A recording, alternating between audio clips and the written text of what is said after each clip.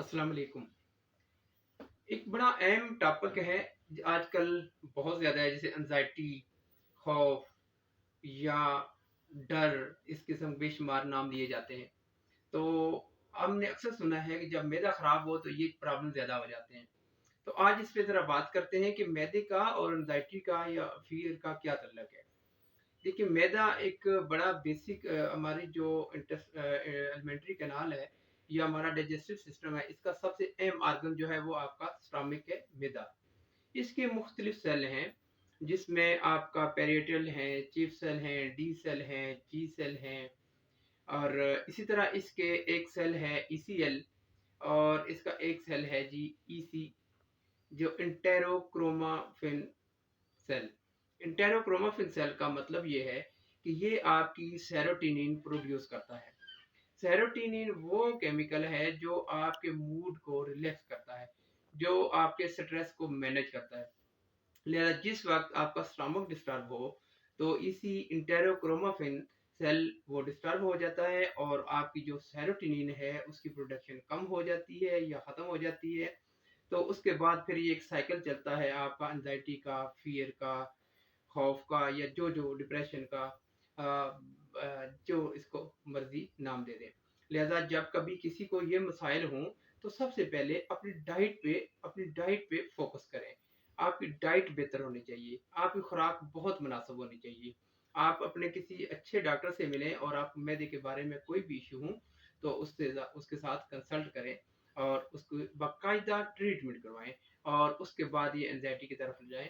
और वरना ये जो एंजाइटी, फियर, ये ज़िंदगी के साथ चलते हैं, क्योंकि ये डायग्नोज नहीं होते।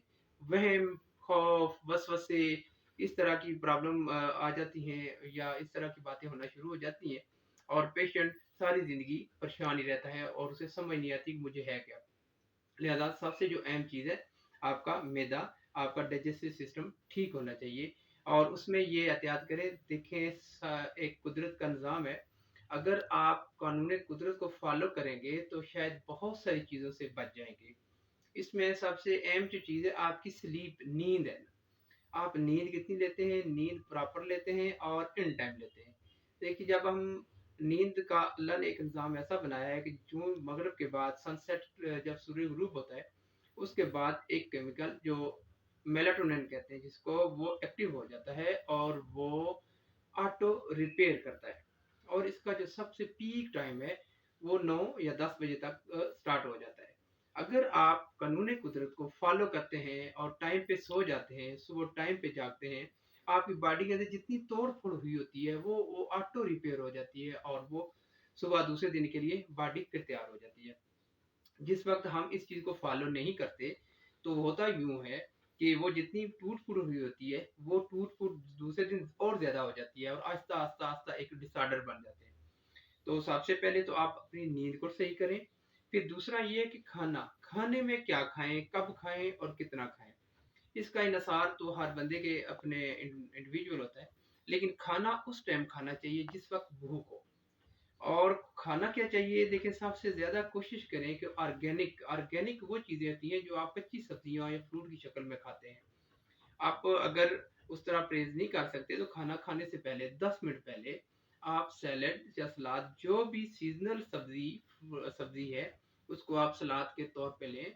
और कितना लें, ये है कि प्लेट भर के, बल्कि बात तो बहुत बड़े जो रिसर्चर हैं उन्होंने कहा कि पेट भर के लें। उसके बाद ये है कि अगर भूख बचे तो खाना खा लें, अगर ना बचे तो ना खाएं।